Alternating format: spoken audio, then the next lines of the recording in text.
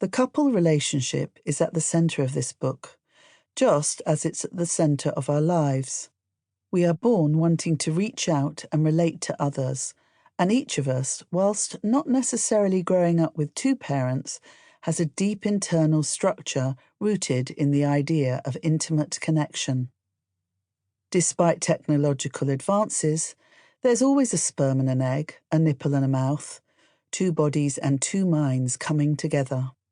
For humans, we cannot make babies single-handed, and even if we could, the drive for intercourse and human interaction would remain. We are hardwired for love. This sense of connection lies at the heart of many of our dreams and fantasies and drives the narrative of fairy tales, which Carl Jung believed revealed something about the basis of human nature. It's for this reason that I've written this book in the form of a series of psychoanalytic allegories, with fairy tale-like titles, through which I try to shed light on some of the universal themes and eternal dilemmas we face in relationships, and which draw couples together and all too often drive them apart.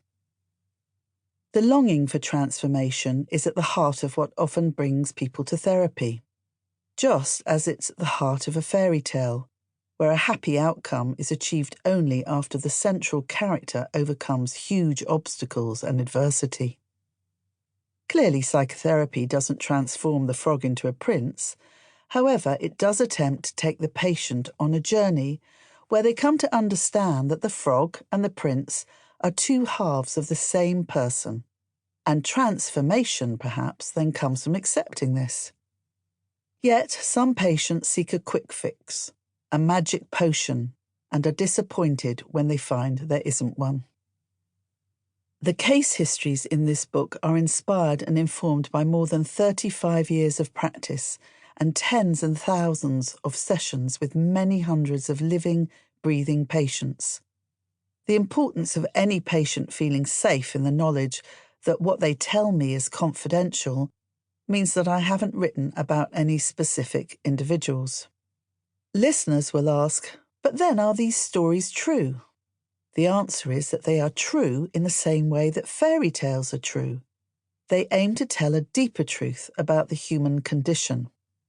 Each chapter tells a story that represents problems and patterns of behaviour I've witnessed in different forms over and over again. Though they are not about any specific patient, they offer truths about the human need for others and the reality of our vulnerability, about the inevitability of dependence and the fear of it. When exploring love relationships, it's vital to question, what is truth? Philosophers describe truth as that which accords with reality. But reality is subjective. My reality will be different from yours, and yours from mine. I point this out because this question goes to the heart of couple therapy. In treatment, many discover that not only have they hidden the truth from others, but that they have also been lying to themselves, because being honest with oneself usually means facing up to painful truths, which we often avoid. Thus, there are two aspects to truth between a couple. The first involves facing one's own feelings and knowing about your own experiences. The second involves facing your partner's feelings and understanding their experience. The challenge is whether these two truths can coexist without one threatening to obliterate the other. Most couples take a little time to become curious, to become interested in how their inner truth may not reflect some objective reality, but is, at least in part, a reflection of their own family experience.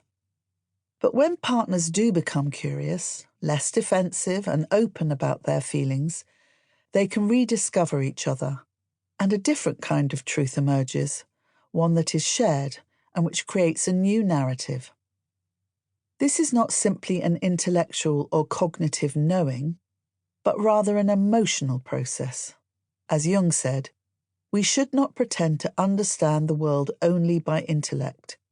We apprehend it just as much by feeling. The judgment of the intellect is only part of the truth.